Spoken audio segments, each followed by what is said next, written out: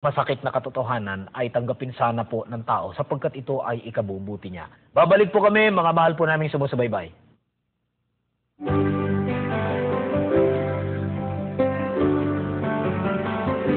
Panoorin at subaybayan ang palatuntunang Ang Iglesia ni Cristo tuwing Sabado, 8 hanggang 9 ng umaga, dito sa Channel 2.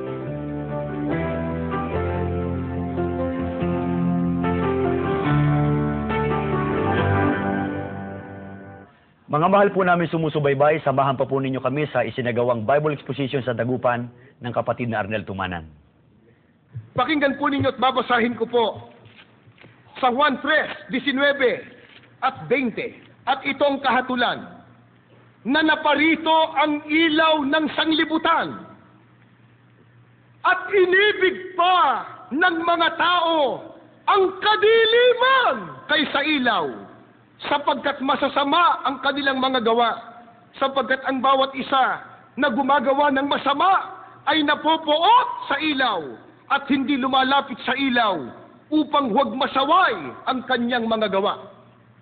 Katakata ka ba kung maraming tao nagkamali sa pagpili ng relihiyon na aaniban? Hindi. Bakit? Si Kristo may sabi, naparito ang ilaw ng sanlibutan. Sino tinutukoy? Ang ating Panginoong Jesucristo. Ano si Kristo? Ilaw. Pero anong ginawa ng tao? Ang sabi ni Kristo, ang pinili ng tao, kadiliman. Hindi yung ilaw. Bakit ayaw ng tao ng ilaw? Makikita kasi yung madilim na ginagawa niya. Yung masama na ginagawa niya. Papaano pa yan inilarawan ng ating Panginoong Hesukristo? Saan pumuntang relihiyon o pumasok na relihiyon ng tao ayon kay Kristo? Mateo 7:13 hanggang 14. Ito po. Pumasok kayo, sabi ni Kristo. Pumasok kayo sa makipot na pintuan. Makipot.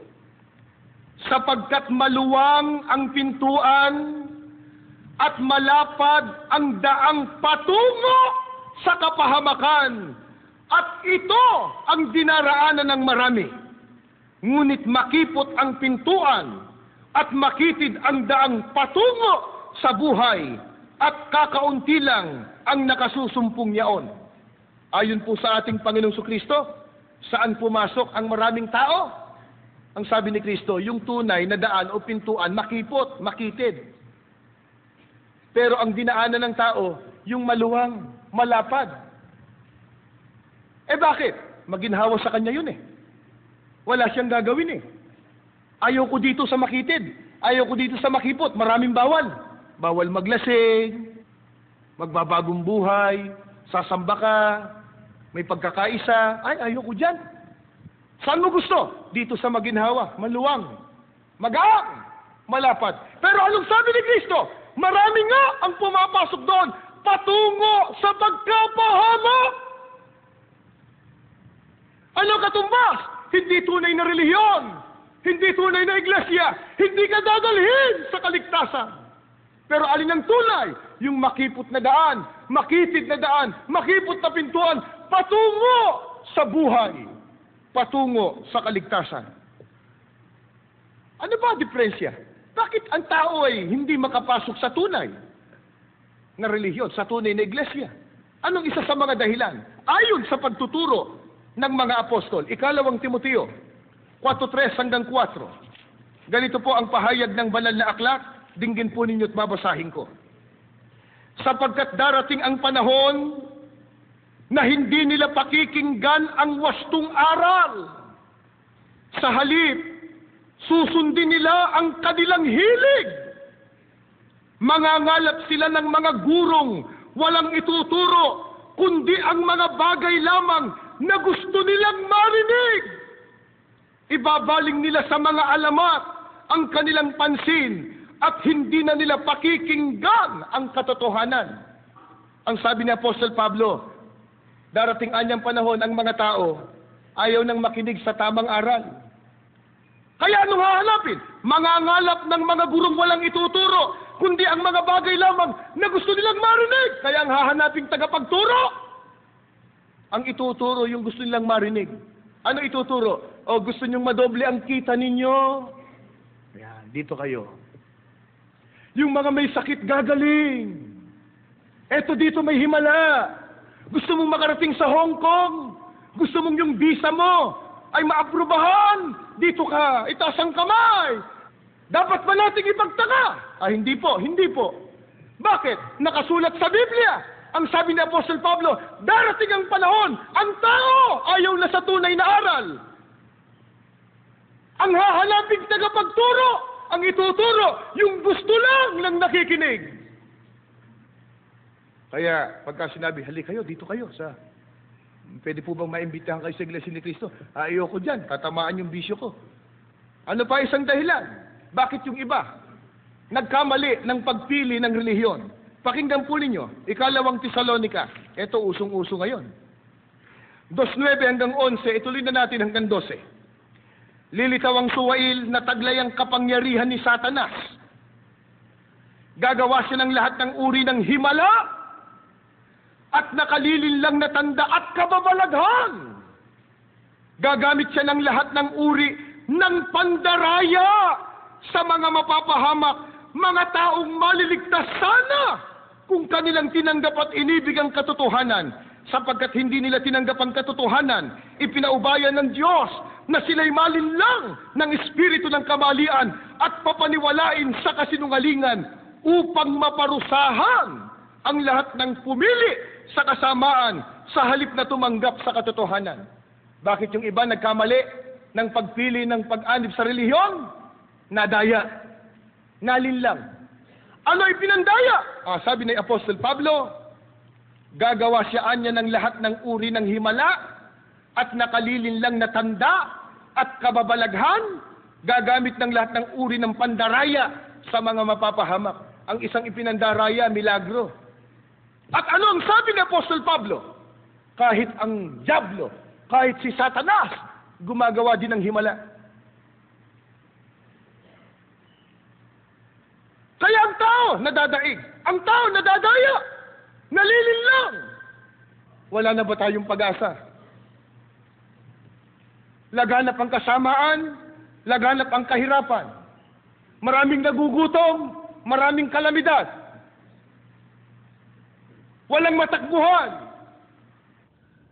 Sa harap po ng kalagayang yan ng tao, kapatid na Levi, ano po ba ang nalalabing pag-asa ng tao na itinuturo po ng Biblia? Yun hong pangako ng ating Panginoong Diyos na inasahan po ng mga tunay na Kristiyano.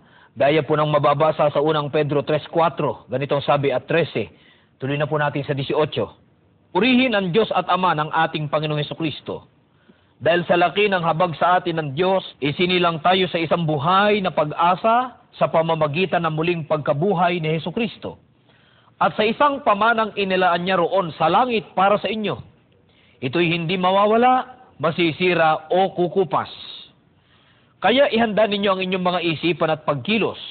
Magpakatatag kayo at lubos na umasa sa pagpapalang tatamuhin ninyo kapag nahayag na si Jesucristo.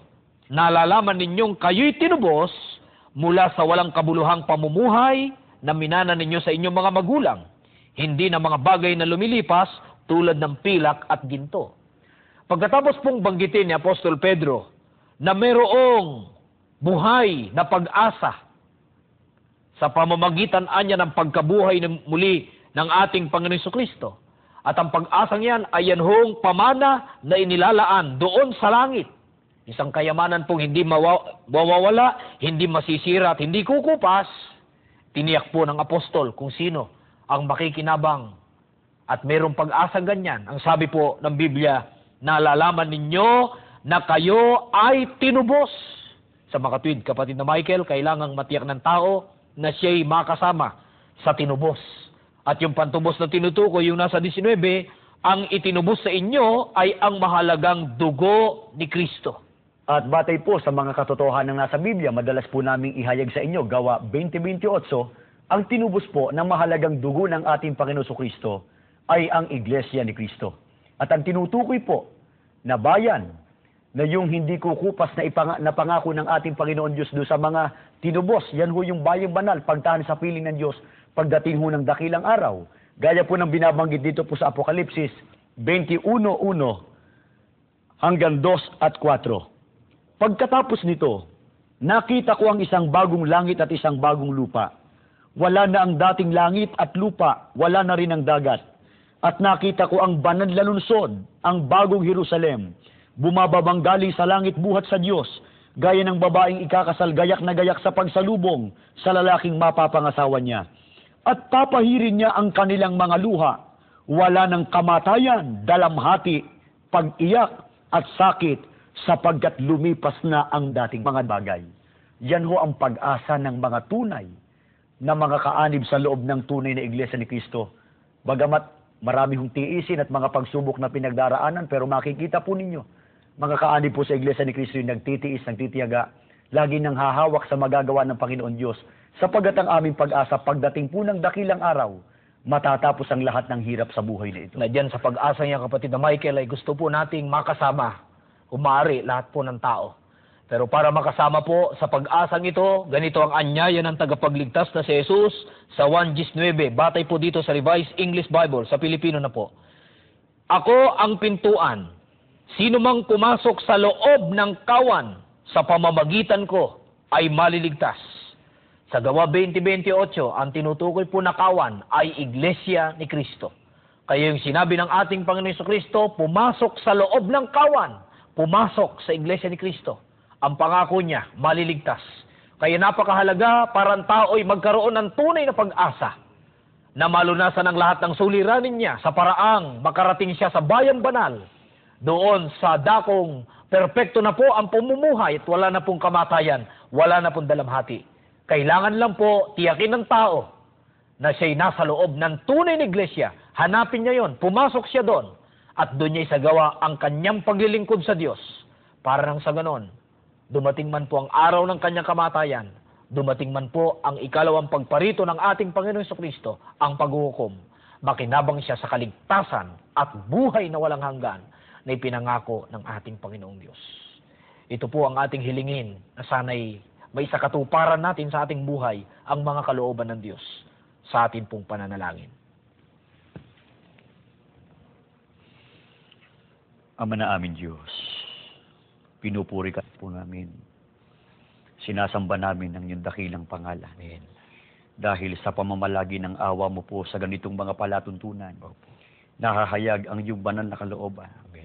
Gaya ng aming pinag-aralan ngayon, kitang-kita namin ang laganap na kasamaan dito sa mundo. Maawa ka po, ibiyaya mo sa amin, magala kaming sumunod sa iyong banal na katotohanan, maging sa lahat ng mga sumubaybay sa palatuntunan ito, makarating sa nawa sila sa loob ng iyong banal na iglesia, para makasama namin sa kaligtasan pagdating ng dakilang araw. Pagpalain mo kami sa araw-araw ng aming buhay, at pagka isinugo mo ng iyong bugtong na anak, huwag mo kaming kalilimutan, para magkaroon ng kabuluhan ng lahat ng aming mga pagpapagal.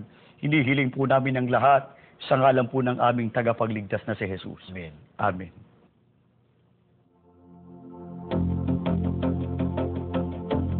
Kung nais magtanong, sumulat sa Ang Iglesia ni Cristo, care of Iglesia ni Cristo TV Productions, Iglesia ni Cristo Central Office, Diliman, Quezon City, 1107.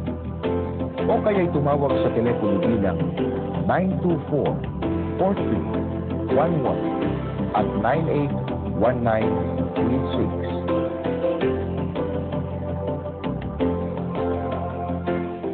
Sa susunod ay samahan po ninyo kami sa bagong gusaling sambahan sa Dasmariñas, Cavite at maging dyan po sa Ilocos Norte, Calawag City. Yan po ay sa susunod dito sa Ang Iglesia ni Cristo.